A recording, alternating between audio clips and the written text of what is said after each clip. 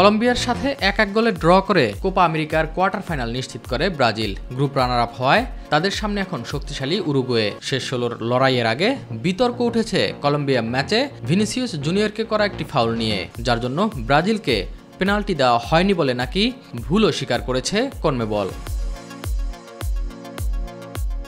এমনটাই দাবি ব্রাজিলিয়ান সংবাদ মাধ্যম গ্লোবোর এক প্রতিবেদনে। তারা জানিয়েছে, খেলা চলাকালে ভিএআর ভুল সিদ্ধান্ত দিয়েছে বলে একটি ভিডিওতে ব্যাখ্যা দিয়েছে লাতিন আমেরিকান ফুটবলের নিয়ন্ত্রক সংস্থা কনমেবল।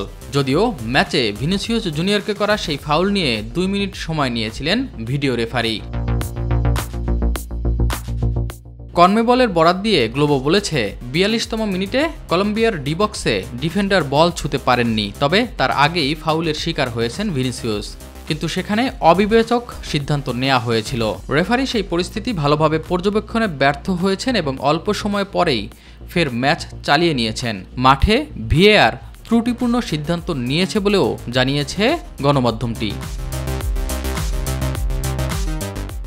ম্যাচের 42তম মিনিটের ওই ঘটনার সময় ব্রাজিল 1-0 গোলে এগিয়ে ছিল।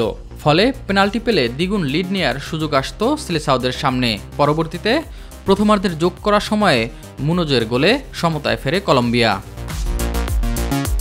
ওই সময় পেনাল্টি পেয়ে ব্রাজিল যদি 2 গোলে এগিয়ে থাকতো, হয়তো ম্যাচটি জিততে পারত তারা। তেমনটি হলে গ্রুপ চ্যাম্পিয়ন হয়ে কোয়ার্টার ফাইনালে অপেক্ষাকৃত দুর্বল প্রতিপক্ষ পেত ব্রাজিল।